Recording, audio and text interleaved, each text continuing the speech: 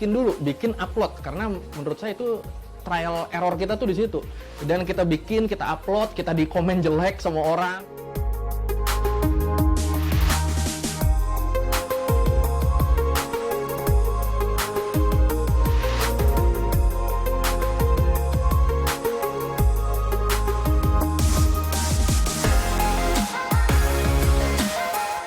Halo, saya Koy, konten kreator dari Sepulang Sekolah. Selama 12 menit ke depan, saya akan berbagi pengalaman dan tips bagaimana caranya menjadi konten kreator yang katanya sih anti mainstream.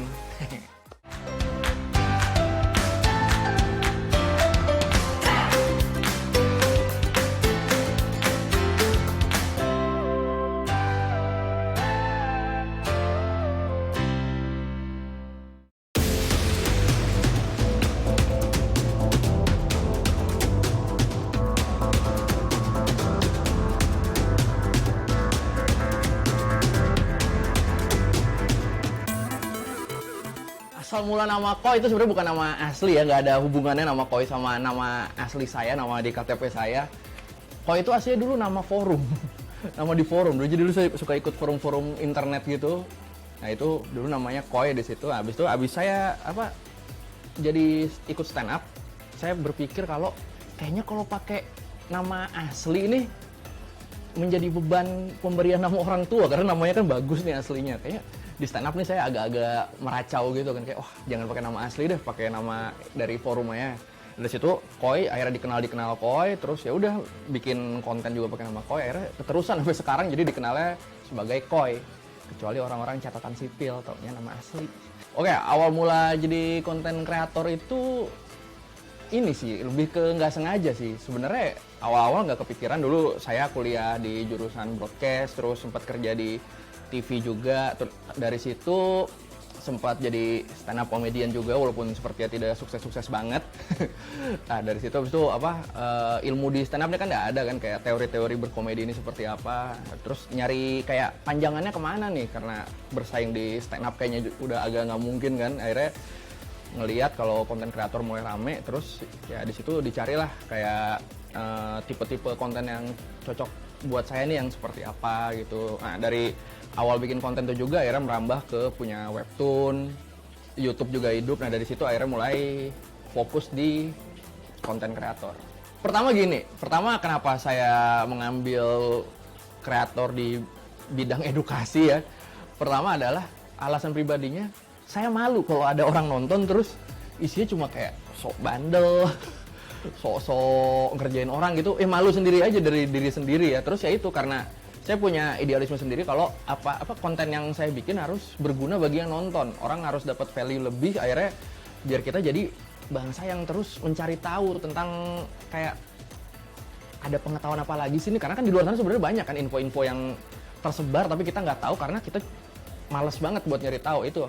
Jadi buat saya yang penting adalah kita punya value, dan itu kenapa saya memutuskan untuk bergerak di konten edukasi. Karena selain itu alasannya adalah alternatif di konten edukasi itu masih dikit banget. Jadi kayak entertain ini banyak dia. Wah, prank-prank tuh semua di mana-mana. Kalau mau trending harus prank. Kebanyakan mindset orang kita gitu kan. Sedangkan di edukasi ini udah dikit. Ada sih beberapa mungkin yang sukses, tapi ya dikit banget hitungannya kalau dibanding sama yang entertain, yang prank, yang segala macam. Nah, terus sekalinya ada orang yang mau memulai untuk bikin konten edukasi karena nggak ada yang nonton, karena viewernya dikit, akhirnya mereka mati di tengah jalan, kebanyakan gitu. Ya, itu sih yang pengen saya kasih ke orang-orang, kalau ayo sebenarnya ada nih alternatif tontonan yang lain yang isi yang nggak cuma hura-hura ya. Entertain saya juga suka nonton, cuma kan alangkah bagusnya kalau orang juga punya alternatif lain kan. Nah itu yang pengen saya tawarkan sih, kalau orang juga bisa hidup dengan membuat konten edukasi. Itu yang pengen saya buktikan juga.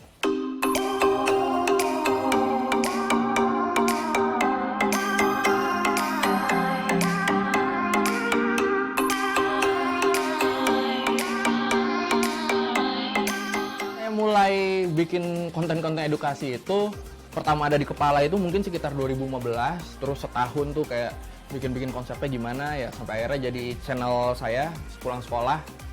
Itu tahun 2016 pertama kali kita bikin konten dan upload di situ. Itu konsep waktu itu adalah rumus pelajaran kita coba dibikin jadi kayak sketsa gitu, jadi kayak sitkom gitu, jadi kayak series. Dan cukup sukses sebenarnya itu. Cukup sukses, dari situ bikin beberapa konten lagi. Habis itu keterusan udah, kita jadi apa, khususnya saya jadi ngerasa, wah ini ternyata memang cara saya berkonten adalah yang seperti ini. Dari situ dapat polanya. Pesan yang ingin saya sampaikan dari channel saya Sepulang Sekolah adalah, saya sebenarnya pengen nunjukin kalau pelajaran itu nggak selalu sulit.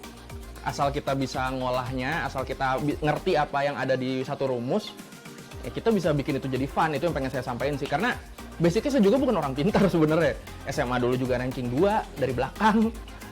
Nah, itu apa, akhirnya di Sepulang Sekolah nyari-nyari rumus gitu ya, googling segala macam, mencoba ngertinya ya saat itu juga, saat bikin rumus. Tapi dari situ kan terbukti kan kalau ketika baru belajar aja, ketika kita udah ngerti rumusnya tuh, kita bisa bikin cerita yang malah komedi loh, bisa jadi lucu di situ.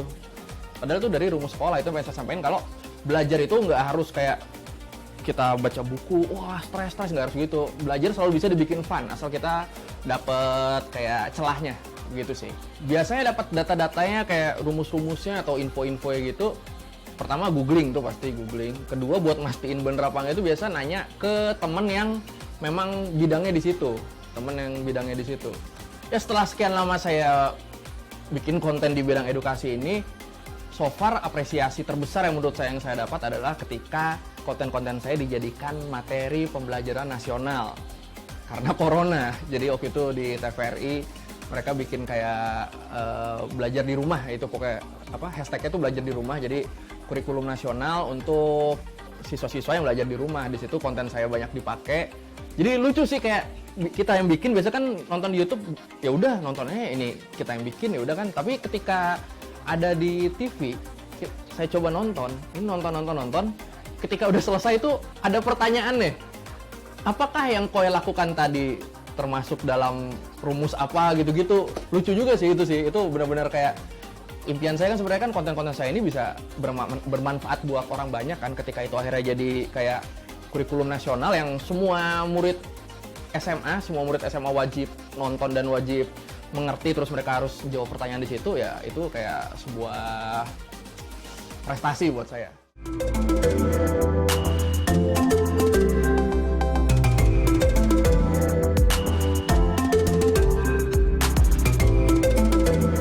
Oke, biasa saya kalau ditanya, ada teman yang pengen jadi konten kreator, pengen memulai, terus langkah awal yang harus mereka lakukan apa? Yang mereka lakukan menurut saya adalah bikin upload, karena menurut saya itu trial error kita tuh di situ.